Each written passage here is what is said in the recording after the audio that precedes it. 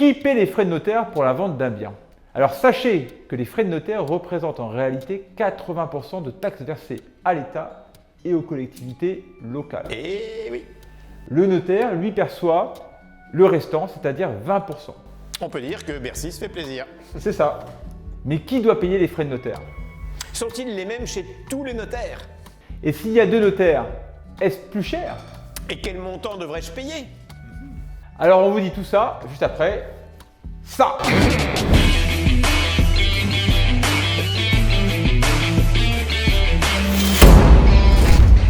Salut, je suis Jean-Jérôme. Et moi, Arnaud.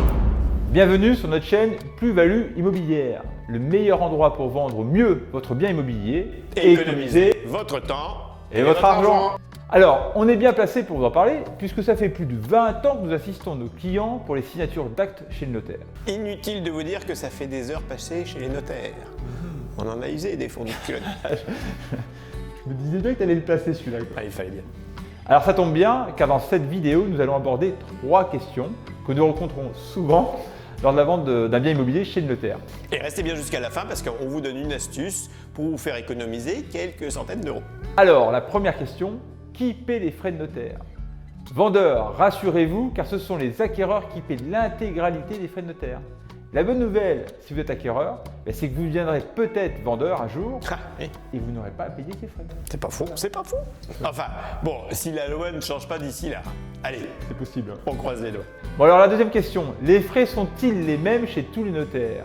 Alors oui, tous les notaires appliquent les mêmes frais pour la vente d'un bien immobilier, mais en fonction du département de vente ou d'achat, les frais peuvent varier. Oui, il y a quelques départements en France où les frais sont un peu moins élevés, comme le département de l'Indre, 36, l'Isère, le Morbihan et Mayotte. Oui, ces départements ont fait le choix de ne pas augmenter leurs taxes départementales. Donc si vous souhaitez payer moins de frais de notaire, vous savez dans quel département acheter. Alors, pour les petits malins qui pensent aller à Mayotte pour payer moins de frais, d'accord, mais il faudra acheter le bien à Mayotte. T'es un petit drôle toi. Bah, c'est vrai. Bon et troisième question, s'il y a 2 notaires, les frais de notaire sont-ils plus élevés? Alors non, les frais ne sont pas plus élevés s'il y a 2 notaires. Bon, et vous avez le droit, en tant que vendeur ou acheteur, de prendre le notaire de votre choix. Hein, ce ne sera pas plus cher. Oui, ce sont les notaires qui se partageront leur rémunération. On parle des monuments. Des monuments? Des monuments. Des monuments. J'avais compris Des des monuments. monuments. Non. Des monuments. D'ailleurs, on a fait un tuto à ce sujet, comment choisir son notaire. Donc, regardez-le. Bon, et dernière question, et pas des moindres. C'est combien les frais de notaire, maître Bondon? Oui, t'as l'impression que je maîtrise le sujet. Ouais, grave. Bon, alors pour faire simple, prévoyez entre 7 et 8% du prix d'achat. C'est en fonction du montant du prix que le taux varie dans cette fourchette. Oui, en fait, plus votre prix d'acquisition est élevé, plus le taux des frais de notaire diminue. Bon, c'est le moment de faire le résumé. Voilà, avant de vous donner la petite astuce du jour. Alors en 1, on rappelle que c'est l'acquéreur qui paie les frais de notaire et que dans ces frais, l'État en prend 80%. C'est pas rien. Ok, donc.